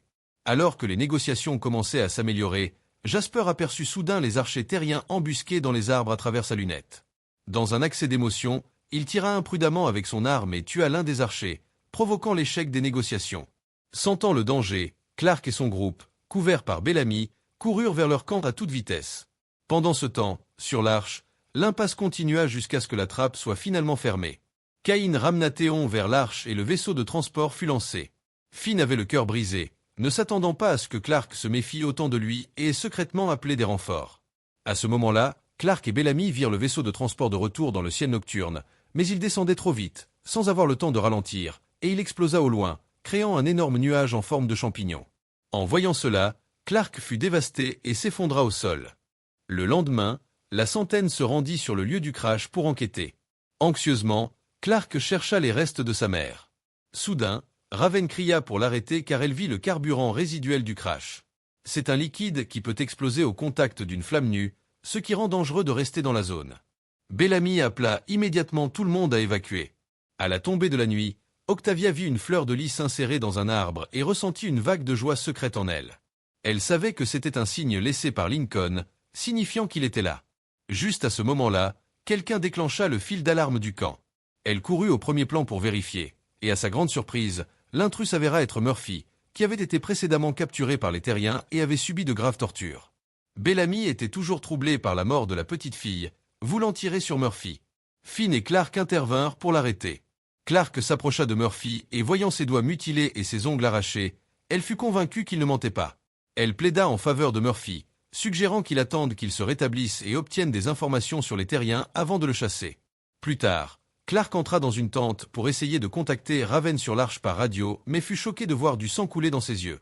Peu de temps après, d'autres membres commencèrent à montrer des symptômes similaires, notamment des crachats de sang. Clark réalisa qu'il s'agissait peut-être d'une maladie contagieuse et se dépêcha de trouver Murphy. Il prétendit qu'il s'était réveillé et avait trouvé sa cage déverrouillée et sans surveillance, alors il s'était échappé. Clark comprit que les terriens avaient intentionnellement laissé Murphy partir dans le cadre d'une attaque biologique. Elle se précipita dans la tente et dit à Bellamy que la vengeance dont il s'inquiétait était arrivée. C'était ça, et Murphy était l'arme.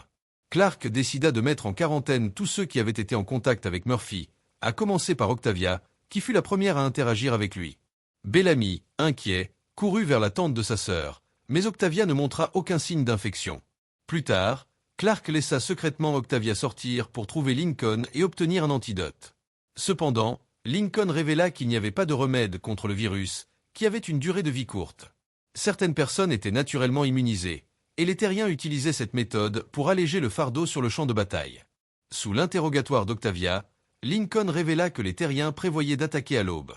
Octavia le supplia d'aider son peuple, mais Lincoln dit qu'il avait déjà essayé. Son propre peuple le considérait désormais comme un traître. Il voulait emmener Octavia pour traverser la mer de l'Est et chercher refuge auprès d'autres tribus, mais elle ne pouvait pas supporter de voir son frère et d'autres se diriger vers une mort certaine. Elle insista pour retourner au camp pour les avertir, puis revenir pour trouver Lincoln afin qu'ils puissent partir ensemble. À présent, les gens du camp mouraient du virus, et le nombre de personnes infectées augmentait rapidement. Tout le monde était paniqué et sur le point de perdre le contrôle. Clark tira 3 coups de feu dans le ciel et déclara que les terriens attendaient juste de les voir se retourner les uns contre les autres pour ne pas avoir à lever le petit doigt. Elle était épuisée et presque en train de s'évanouir lorsque Finn la rattrapa, avec Raven regardant tout se dérouler. C'est alors qu'Octavia revint, disant à tout le monde qu'il n'y avait pas d'antidote. Les terriens n'utilisaient pas le virus pour tuer, mais pour réduire leurs pertes pour leur assaut de l'aube. La foule éclata de chaos en entendant cela. Clark regarda Finn, lui demandant de prendre ceux qui étaient encore en bonne santé et de quitter le camp pour se sauver, mais Finn refusa de faire ce qu'on lui demandait. Finn partagea ensuite son plan pour faire exploser le pont avec tout le monde. Murphy dit qu'en revenant du camp des terriens, il avait croisé un pont. Le virus se propagerait rapidement, et bien que la destruction du pont n'arrêterait pas l'attaque, elle pourrait ralentir les terriens, donnant une chance à davantage de leurs chasseurs.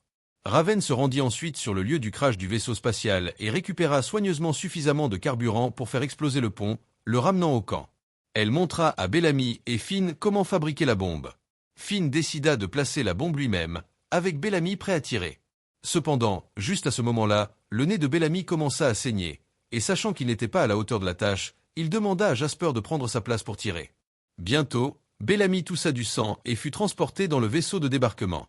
Octavia resta anxieusement aux côtés de son frère, essuyant son sang et promettant de le protéger. En utilisant ses muscles maigres, les frères et sœurs abandonnèrent leur rancune passée et cessèrent d'être en colère les uns contre les autres. Mais lorsque Finn alla chercher les explosifs, il découvrit que Raven avait disparu. Elle s'était secrètement dirigée vers le pont. Finn, affolé, attrapa Jasper et ils coururent tous les deux pour la rattraper. Pour empirer les choses, Raven était également infectée. Elle utilisa ses dernières forces, titubant avec son corps fatigué. Le son des tambours de guerre résonna. Les terriens se déplaçaient à travers la forêt en direction du pont. Finn aperçut sa petite amie sur le pont non loin devant. Raven avait réussi à installer la bombe, mais s'était effondré d'épuisement. Elle ordonna à Jasper de préparer l'arme pendant que Finn se précipitait vers le pont. La vision de Raven était floue et, avec difficulté, elle pointa l'arme vers le baril d'explosifs. Finn l'atteignit finalement juste avant l'arrivée des terriens, aidant Raven à descendre du pont. Jasper était si nerveux qu'il se planta, ratant tir après tir. Pour empirer les choses, il se trouva à court de balles au moment même où la situation semblait désastreuse. Monty arriva avec une arme et, encouragé par lui, Jasper toucha finalement le baril d'explosifs. Une explosion massive s'ensuivit, envoyant un nuage gris en forme de champignon dans le ciel. Ils avaient réussi leur plan. Octavia revint à la grotte, les larmes aux yeux. Elle rendit le carnet de croquis à Lincoln car elle avait décidé de ne pas partir. Elle allait se tenir aux côtés de son frère et des autres contre les terriens. De retour au camp, les héros furent accueillis à bras ouverts. Raven décida d'affronter sa relation avec son petit ami. Elle ôta son collier, le rendit à Finn et retint son chagrin et sa réticence en mettant fin à leur relation. De manière inattendue, alors que Clark et Bellamy discutaient de l'octroi d'un pardon à Murphy, Murphy profita de la distraction pour tuer cruellement le garçon qui était malade et avait autrefois plaidé pour le bannissement de Murphy. 2 jours s'étaient écoulés depuis que le pont avait explosé et le virus se dissipait enfin. Le camp retrouvait son calme habituel, mais Clark et Bellamy pensaient que cette paix n'était que temporaire, anticipant le retour des terriens. L'arche avait perdu tout contact et Clark supposait que sa mère était morte sur le vaisseau de retour, les laissant sans aucun espoir de sauvetage. Finn entra dans la tente de Raven pour s'excuser, mais Raven souhaita du bonheur à Finn. Soudain, un incendie éclata dans le barbecue du camp. Heureusement, personne n'a été blessé, mais toute la nourriture stockée a été détruite. Le groupe n'eut d'autre choix que de repartir à la chasse. Clark, Finn et un petit garçon partirent ensemble. En voyant Finn partir avec Clark, Raven ressentit un pincement de jalousie.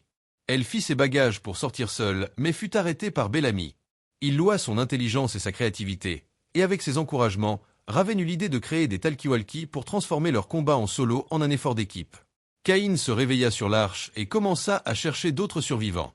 Il trouva rapidement l'assistant de l'ingénieur en chef, dont le bras était coincé dans une porte. Cain alla chercher une hache et réussit à ouvrir la porte, le libérant. Les 2 hommes poursuivirent ensuite leur chemin avec des lampes de poche dans l'obscurité, trouvant d'autres survivants en chemin. Cain remarqua de l'air froid provenant de la climatisation, signe que quelqu'un devait être dans le centre de contrôle. Cependant, à leur arrivée, ils trouvèrent le passage bloqué par une porte à pression scellée. L'assistant réussit à se connecter à l'interphone du centre de contrôle, et bien sûr, le juge Théon et les ingénieurs étaient à l'intérieur. Ils avaient choisi de sacrifier leur chance de s'échapper pour essayer de rétablir le courant dans le réfectoire. Le juge ordonna à Cain de conduire les survivants au réfectoire et de les oublier, mais Cain refusa d'abandonner. Les survivants se joignirent tous à la bataille, poussant la porte pressurisée du passage d'attente et sauvant le juge et les ingénieurs évanouis. La gratitude emplit le cœur de Théon alors qu'il regardait Cain et les autres. Dans la forêt, Clark et Finn trouvèrent des marques de griffes distinctes et réalisèrent qu'ils étaient la proie. Le petit garçon venait de se lever lorsqu'il fut frappé par 2 flèches rapides. Clark et Finn se préparèrent à courir mais furent assommés par les terriens. Dans un état second, Clark vit la chef des terriens, Anna, et ses 2 subordonnés. Ils furent emmenés dans une grotte où Anna libéra les liens de Clark et lui ordonna de soigner son camarade, menaçant que si le patient mourait, elle tuerait Finn. Clark était nerveuse, mais Finn croyait en elle. Anna révéla que son camarade était sur le pont lorsqu'il fut détruit, accusant les gens du ciel. En entendant cela, Clark et Finn ressentirent un sentiment de culpabilité. Le soir, les chasseurs du camp revinrent, mais il n'y avait aucun signe de Finn. Raven était extrêmement inquiète, et Murphy a remué le pot en disant que Finn était sorti avec Clark, ce qui n'a fait qu'agiter davantage Raven.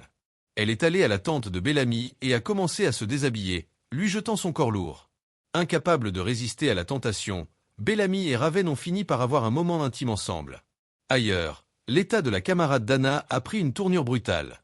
Après l'avoir soulevée, ils n'ont entendu aucun mouvement d'air dans son poumon gauche.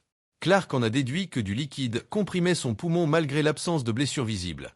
Les conséquences d'une explosion avaient frappé sa poitrine, et sans chirurgie, la fille se noierait bientôt dans son propre sang. Clark a donc fait une incision et inséré un tube dur pour soulager la pression dans sa cavité thoracique. Cependant, Anna ne faisait pas confiance à Clark et l'a repoussé. Finn a essayé de la protéger, mais a été projetée au sol. À ce moment-là, la fille a développé une forte fièvre. Clark savait qu'elle était infectée, et seuls les médicaments pouvaient la sauver, mais il n'y avait rien à portée de main. Il était impératif de lui faire une transfusion sanguine immédiatement, mais il n'y avait pas d'outils appropriés à disposition. De retour à bord de l'arche, l'assistant a découvert que la trappe de maintenance avait été scellée manuellement de leur côté avant le lancement. Cela signifiait que quelqu'un se trouvait dans la baie de maintenance à ce moment-là, et qu'il y avait peut-être encore une chance de survie. Qu'un demanda d'urgence comment s'y rendre. L'assistant suggéra qu'il pouvait réparer le puits, mais l'ingénieur en chef dit qu'il était situé juste en face de la chambre de combustion, sans alimentation électrique pour soutenir le système de refroidissement, ce qui rendait la température à l'intérieur très élevée. Pourtant, Ken était déterminé. Endurant la chaleur intense, il lutta pour traverser le puits de réparation, et après avoir installé la batterie, la trappe s'ouvrit, révélant Abigail inconsciente. Sur Terre, Finn réussit finalement à aiguiser une aiguille. La situation étant critique, il offrit son bras pour une transfusion sanguine afin de sauver la camarade d'Anna, mais c'était un pas trop tard. La fille avait cessé de respirer. Anna s'avança, coupa une des tresses de la fille et ordonna à ses subordonnés de transporter le corps. Elle ordonna froidement que Finn soit emmené à l'extérieur pour être exécuté. Clark, en pleurs, supplia Anna de ne pas blesser Finn, disant qu'elle avait fait de son mieux, mais Anna ne lui prêta aucune attention. Le terrien qui gardait Clark lui dit qu'il voulait la recruter pour travailler pour eux, et révéla également que les fondateurs lanceraient une attaque à grande échelle le lendemain. D'un geste rapide, Clark le distraya et le prenant au dépourvu, lui trancha la gorge avec un scalpel. Après qu'il se soit effondré, elle en profita pour s'échapper. À ce moment-là, tous les chasseurs étaient revenus, mais le trio de Clark manquait toujours à l'appel. Tout le monde prit des talkie-walkie et se dirigea vers la forêt pour chercher. Il ne fallut pas longtemps avant qu'ils ne trouvent le garçon blessé par une flèche, qui les informa que Clark et Finn avaient été capturés par les terriens. Raven était dévasté, et en même temps, Monty avait également perdu le contact. Clark courut sauvagement à travers la forêt sombre, pour finalement tomber dans une embuscade terrienne et finir suspendu à un arbre. Fallon rassembla les survivants de l'Arche dans la cafétéria et dit à tout le monde que dans 51 heures, toute vie sur l'Arche prendrait fin. Il annonça que le rationnement alimentaire serait levé, espérant que tout le monde pourrait passer les derniers moments de sa vie en paix. Anna captura Clark en fuite et la ramena. Un soldat endurci nommé Tristan des Terriens arriva dans la tribu d'Anna, prit le contrôle de ses troupes et transmit les ordres de leur commandant selon lesquels ils avanceraient vers le camp des envahisseurs à l'aube. À un moment critique, des incendies furent aperçus au loin. Ils dirent avec tension que les faucheurs arrivaient. Tristan ordonna alors à Anna de tuer Clark et de le rejoindre près de la rivière. À ce moment-là, un imposant terrien portant un masque de crâne ramassa la chaîne sur Clark, l'assomma et sortit un couteau. Dans le camp, le petit garçon était allongé sur un lit de malade, voulant de l'eau, mais pendant que Bellamy sortait chercher de l'eau, Murphy s'est faufilé, a mis un sac en plastique sur la tête du garçon et l'a étouffé à mort parce que le petit garçon avait un jour préconisé de tuer Murphy. À ce moment-là, Jasper descendait par hasard les escaliers. Murphy, désormais démasqué, menaça Jasper avec une arme et exigea le talkie-walkie, mais Jasper utilisa le talkie-walkie pour envoyer un message à Bellamy. Murphy ferma rapidement la trappe et menaça Bellamy par talkie-walkie, lui disant que s'il essayait de jouer au héros, sa vie serait finie. Du côté de Clark, elle se retrouva vaguement assise sur le dos d'un cheval cahotant. Après être descendu, l'homme masqué la détacha par surprise, à sa grande surprise. Finn n'était pas mort. L'homme masqué s'avéra être Lincoln déguisé, et pour sauver leur vie à tous les deux, Lincoln avait tué son propre peuple. Le signal de sauvetage précédent était également l'œuvre de Lincoln. Sans délai, Lincoln conduisit immédiatement Clark et Finn dans la forêt et leur fit signe d'entrer dans un tunnel, en disant que s'ils allaient par là, ils devraient pouvoir atteindre le camp avant Tristan. À ce moment-là, Anna les rattrapa, criant le nom de Lincoln avec rage et lui tirant des flèches folles.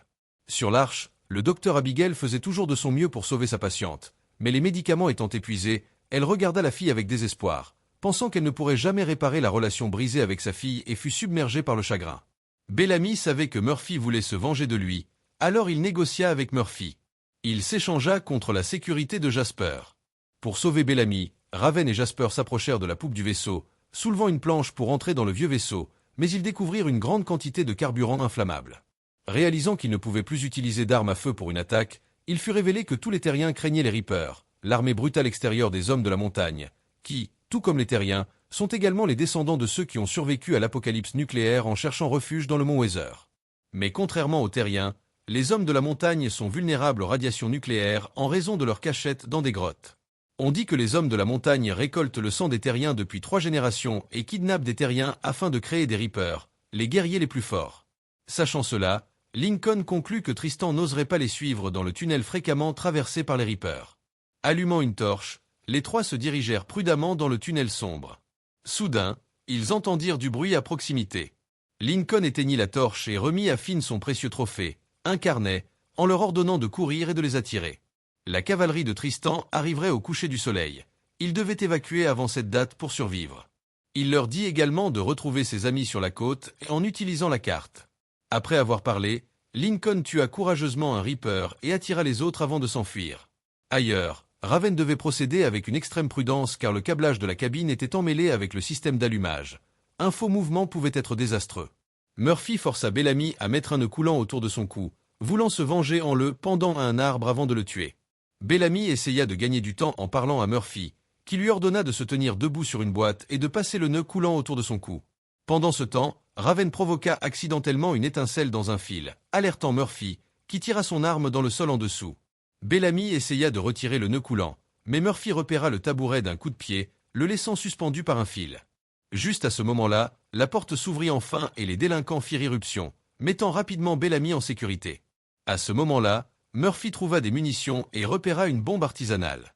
À l'aube, Clark et Finn coururent sans arrêt à travers la forêt. Finn, voyant le sang sur ses mains, était désemparé. Clark le réconforta en lui disant qu'il avait fait ce qu'il devait faire. Soudain, une explosion éclata. Ils n'eurent pas le temps de réfléchir et coururent désespérément vers le camp. C'était Murphy qui avait utilisé la bombe pour faire un énorme trou dans la coque du vaisseau et s'était échappé. Bellamy ne le poursuivit pas. Il avait décidé de prendre un risque et de rechercher Clark, Finn et Monty. Jasper le serra fort dans ses bras, submergé par l'émotion. Clark et Finn retournèrent rapidement au camp, où Finn informa tout le monde de l'arrivée imminente des terriens et les exhorta à partir immédiatement. Cependant, Bellamy affirma qu'il devait rester au camp, estimant qu'il n'y avait pas d'endroit plus sûr. Clark n'était pas d'accord avec Bellamy et convainquit tout le monde de faire ses bagages et de se préparer à évacuer. À ce moment-là, Raven recula en titubant, ayant reçu une balle dans l'abdomen de Murphy. Au sommet de l'arche, Théon sirotait son précieux whisky, revisitant de vieilles vidéos de l'enfance de son fils et de Clark. C'est lors d'un des dessins de Clark qu'il a repéré une lueur d'espoir. Avec les plans de l'arche en main, il est arrivé au centre de surveillance et a partagé son idée d'utiliser les propulseurs, qui maintenaient l'orbite de l'arche, pour propulser l'arche dans l'atmosphère. Son concept a été approuvé par l'ingénieur en chef. Une telle action entraînerait l'ouverture de l'arche, et avec la pression croissante, 95% de la structure exploserait pendant la descente.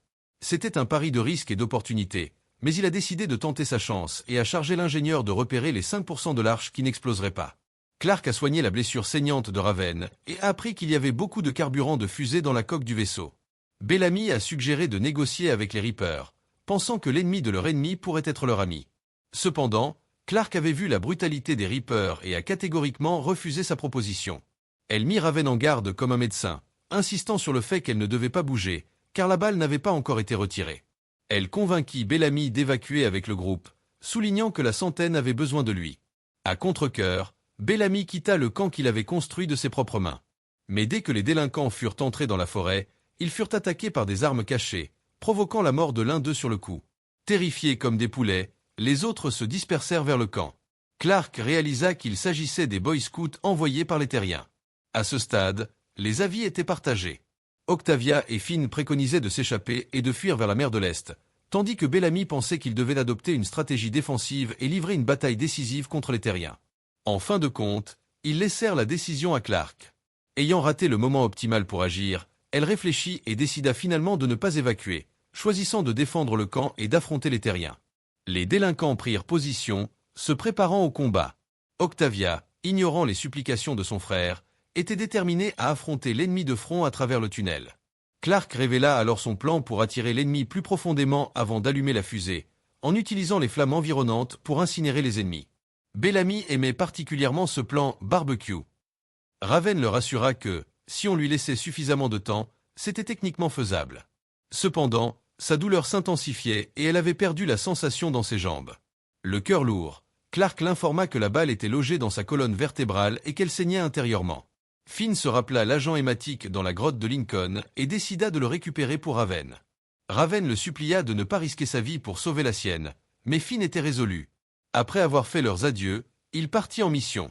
Sur l'arche, Ken et l'ingénieur en chef simulaient un plan de voyage de retour pour les survivants. Cependant, il y avait 95% de chances d'explosion dans les différentes stations, et il était impossible de prédire les sites spécifiques. Cela signifiait que certaines personnes sur l'arche mourraient à ces endroits. Des murmures se répandirent parmi les résidents jusqu'à ce que Fallon les encourage, en reconnaissant que s'ils n'essayaient pas, ils allaient tous mourir. Toutes les stations spatiales de l'arche étaient prêtes, mais la détonation à distance avait échoué. Le mécanisme de séparation n'avait pas été activé et ne pouvait pas être réparé. Quelqu'un devait rester derrière pour un lancement manuel. Kane détacha sa ceinture, prêt à se porter volontaire, tandis qu'Abigail le retenait, insistant qu'il devait y avoir une autre solution. Cependant, Cain était déterminé à expier ses erreurs passées et se leva résolument. Mais alors qu'il serrait les mains et disait ses adieux, l'arche se lança. La voix de Théon se fit entendre à la radio. Il avait activé manuellement l'arche avant tout le monde, décidant de se sacrifier pour l'espoir des autres. Les tambours de guerre résonnèrent alors que les Grunders se déplaçaient dans la forêt tels des fantômes. Raven était handicapé, et Clark peinait à trouver les circuits clés d'après ses instructions. Clark découvrit que le fil était brûlé. Perdu, Raven pensa à Jasper, qui tendait maintenant une embuscade à l'ennemi, et réalisa que les Grunders épuisaient leurs munitions. Bellamy ordonna alors un cessez-le-feu temporaire. Frustré, Tristan poignarda Murphy dans la cuisse en écoutant les conversations des délinquants via le talkie-walkie. Les Grunders commencèrent ensuite leur attaque officielle. Bellamy se retrouva face à un homme costaud qui voulait l'écraser, lui, un garçon maigre. Bellamy était sans défense jusqu'à ce qu'Octavia arrive pour le secourir, attaquant l'homme costaud par derrière et mettant fin à sa vie, mais elle fut immédiatement blessée à la cheville par une flèche. Finn avait atteint la grotte de Lincoln, et après avoir été informé, Lincoln lui jeta l'agent hémostatique, prêt à retourner au camp avec lui. C'est alors que Finn remarqua des portraits de Reaper éparpillés au sol et se souvint des paroles de Bellamy. Il partagea ses pensées avec Lincoln, suggérant qu'il devrait tirer parti des Reapers, les ennemis des Grunders. À ce moment-là, Raven s'évanouit de douleur. Jasper dut continuer à chercher d'après ses instructions précédentes, quand soudain une boule de feu éclaira le ciel nocturne. C'était l'arche qui brûlait lors de sa descente. Un bruit étrange éclata, Finn et Lincoln ayant attiré les Reapers, entraînant une mêlée entre les Reapers et les Grunders. Au milieu du chaos, Finn parvint à retourner au camp, tandis que Lincoln trouva Octavia blessée et décida de l'emmener pour qu'elle reçoive des soins. Cette fois, Bellamy ne l'arrêta pas. Avant de partir, il dit à sa sœur de partir avec Lincoln car il voulait qu'elle survive. Les frères et sœurs s'embrassèrent en pleurant, et elle emporta rapidement le corps lourd d'Octavia. Après avoir repoussé les Reapers, Tristan mena les Grunders dans une violente attaque contre les délinquants. Raven injecta à Clark un agent hémostatique, mais il ne semblait y avoir aucun signe de réveil. Il ne pouvait désormais compter que sur Jasper. Clark sortit de la cabine, exhortant ses camarades survivants à revenir aussi vite que possible, mais l'attaque des Grunders était trop intense. Tristan infligea des coups sévères au visage de Bellamy. Alors que la situation devenait critique, Finn saisit une arme et se précipita sur Tristan, mais fut rapidement mis à terre. Poussé par Miller, Finn fit signe à Clark de se dépêcher de rentrer. Mais juste avant que la trappe ne se ferme, Anna fit irruption. Il y eut une erreur avec la connexion du contrôleur de Jasper. Alors qu'Anna s'apprêtait à attaquer, elle fut abattue par Miller par derrière. Voyant cela, les délinquants se ruèrent pour lui ôter la vie par vengeance, mais furent stoppés par Clark. De plus en plus de Grunders se rassemblèrent autour du vaisseau. Jasper démonta le contrôleur et, désespéré, il frappa 2 fils contre un aimant. Instantanément, le périmètre du vaisseau spatial se transforma en un gigantesque four. La vague de chaleur intense frappa les Grunders entourant le vaisseau, et ils n'eurent pas le temps d'esquiver, se transformant en un véritable barbecue de Grunders. Depuis le centre de contrôle de l'arche, Théon appela les différentes stations spatiales, mais seule Abigail répondit. Après avoir ouvert la trappe, Abigail fut stupéfaite par la beauté de la Terre, un panorama de verdure, des jungles denses, et un air qui portait une légère odeur de douceur. Elle décrivit les merveilles de cet endroit à Fallon, qui fut sincèrement heureux pour tout le monde et soulagé que son sacrifice n'ait pas été vain. Il sortit alors son whisky précieux et but à l'espoir d'une réunion prochaine, ignorant le code de la route et les règles de sobriété. Après un moment, Clark ouvrit la trappe. Devant elle se trouvaient de nombreux squelettes, la bouche béante, morts vraisemblablement dans une grande agonie. Elle tenta de retrouver Finn, quand soudain, plusieurs grenades fumigènes rouges tombèrent du ciel. Anna murmura que le plus grand ennemi des Grunders, les hommes des montagnes, était arrivé pour montrer leur force. Puis tout le monde commença à s'évanouir à cause du gaz, et peut-être aussi de la terreur face à la brutalité des hommes des montagnes. Dans un état second, Clark vit quelqu'un portant un masque à gaz lui pointer une arme, mais lorsqu'elle se réveilla de nouveau, elle se trouva dans une pièce blanche. Elle retira la perfusion et vit Monty enfermé dans la pièce d'en face, ainsi que l'enseigne, Mont Weather, service de quarantaine. Voilà ce qui conclut notre récapitulatif de la première saison 1 de la série des 100. Entre alliances fragiles, lutte pour la survie et révélations choquantes, cette saison a posé les bases d'un monde où chaque décision peut être fatale. Alors que la survie devient de plus en plus incertaine, les survivants de l'Arche et les 100 devront faire face à des menaces encore plus grandes. Restez avec nous pour la saison 2, où la tension monte d'un cran, avec de nouveaux ennemis et des découvertes qui changeront tout. À très bientôt pour la suite.